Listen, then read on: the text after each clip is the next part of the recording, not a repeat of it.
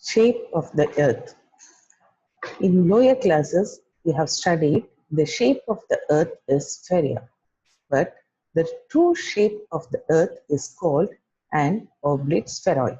The term oblate refers to its slightly oblong appearance, that is, bulging near the equator. The term spheroid means that it is almost a sphere, but not quite a sphere. That is, our Earth is slightly flattened at the poles and elongated at the equator.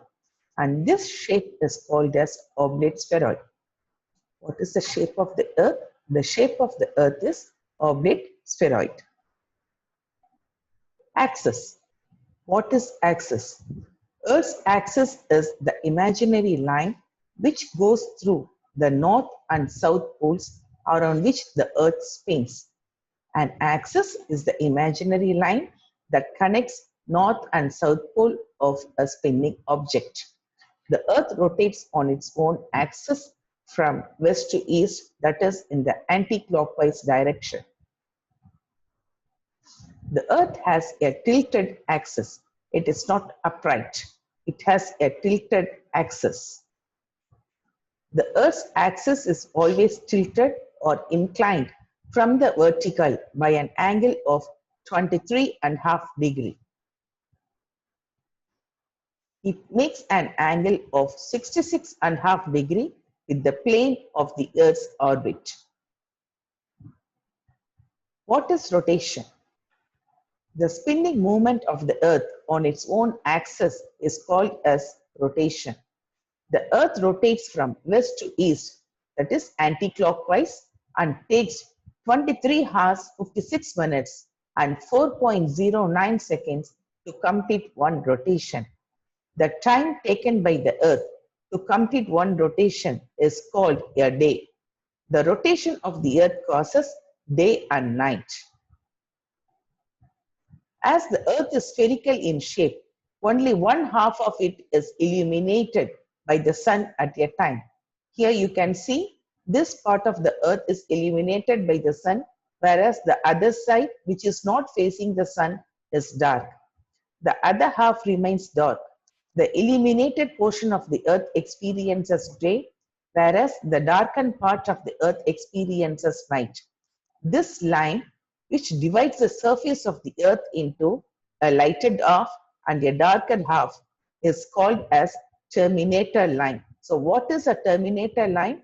The terminator line is the line that divides the Earth's surface into lighted half or brighter half and a dark half, and this is called as the terminator line. Aphelion versus perihelion.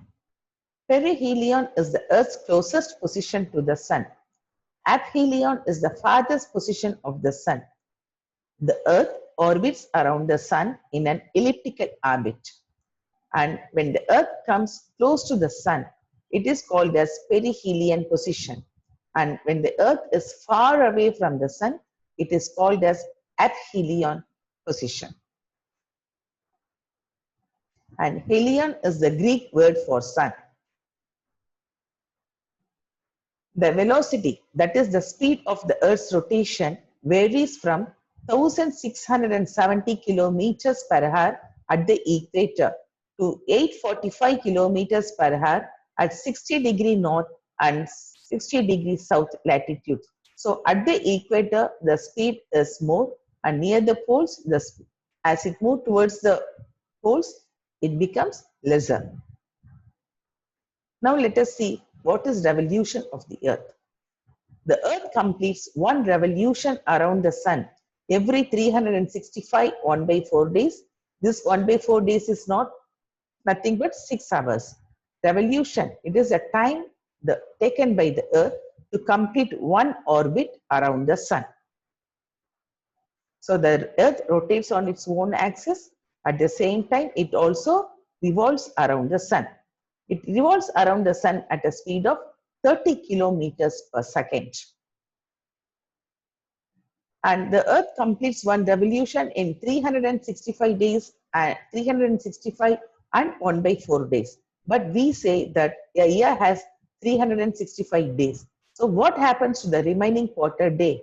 Yes, the remaining quarter day is added once in every 4 years in the month of February. So at the end of fourth year, 4 quarters becomes one, right? And that one extra day is added to the month of February. So once in 4 years, February has 29 days. That is why February has 29 days once in 4 years. And that year is called as a leap year. So the people who are born on February 29 will be celebrating their birthday only once in 4 years. And usually, how do you find out whether a year is a leap year or an ordinary year?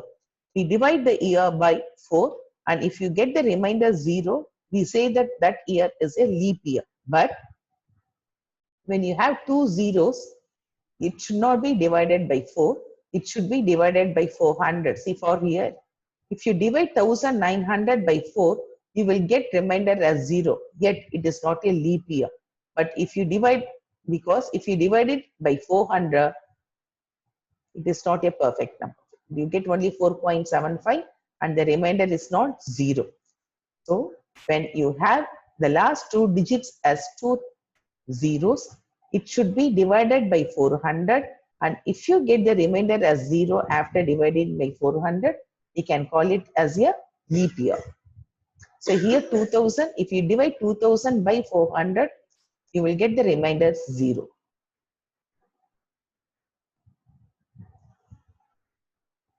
What does the revolution cause? The revolution causes the seasons, and not only the revolution of the earth causes seasons, the inclination of the earth on its axis also causes seasons. So the inclination of the earth on its axis and the revolution of the earth around the sun cause different seasons. See this picture.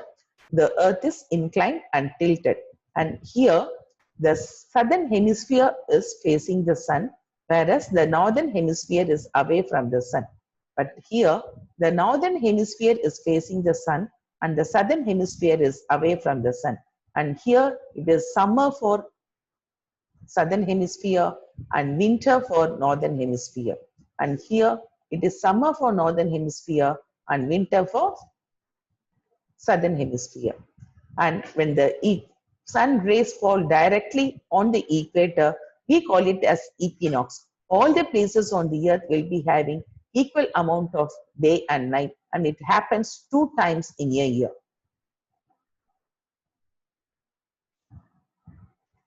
In this picture, the sun rays fall on Tropic of Capricorn, and the southern hemisphere experiences summer, and the northern hemisphere experiences winter because it is away from the sun, it is not facing the sun.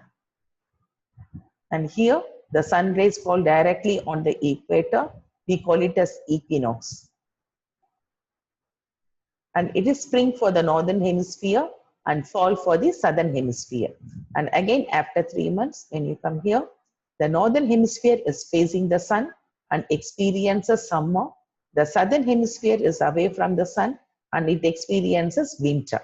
Again, after 3 months, the sun rays fall directly on equator, called as equinox. And here, it is a fall for the northern hemisphere and spring for the southern hemisphere. So the revolution of the earth and the inclination of the earth together causes seasons. When the northern hemisphere is inclined towards the sun for 6 months from 21st March to 23rd September, while the southern hemisphere is tilted away from the sun. From September 23rd to March 21st, the southern hemisphere is inclined towards the sun and the northern hemisphere faces away from the sun. And this picture shows you clearly. Here, the northern hemisphere is facing the sun, and here the sun rays fall directly on the Tropic of Cancer. And we call it as summer solstice, and it is on June 21st. And the northern hemisphere has the longest day. June 21st is the longest day for the northern hemisphere. And the same June 21st is the shortest day for the southern hemisphere. And here, the sun rays fall directly on Tropic of Capricorn. And This is the longest day for the southern hemisphere and shortest day for the northern hemisphere. And it happens on December 22nd. And this is called as winter solstice.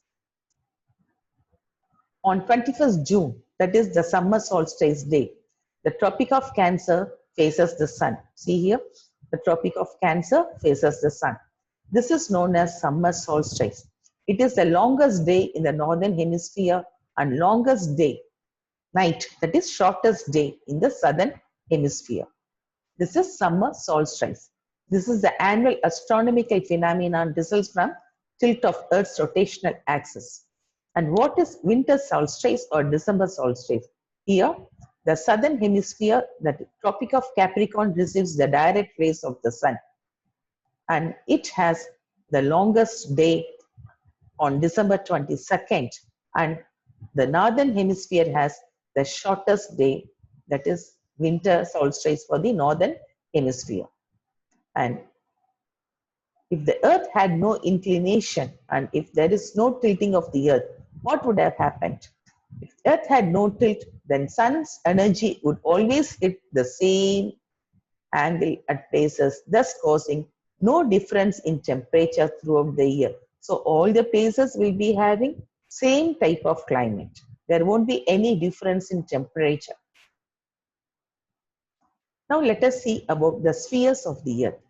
The earth is the most suitable planet to support life. It has three major components that we call as realms of the earth: lithosphere, hydrosphere, and atmosphere.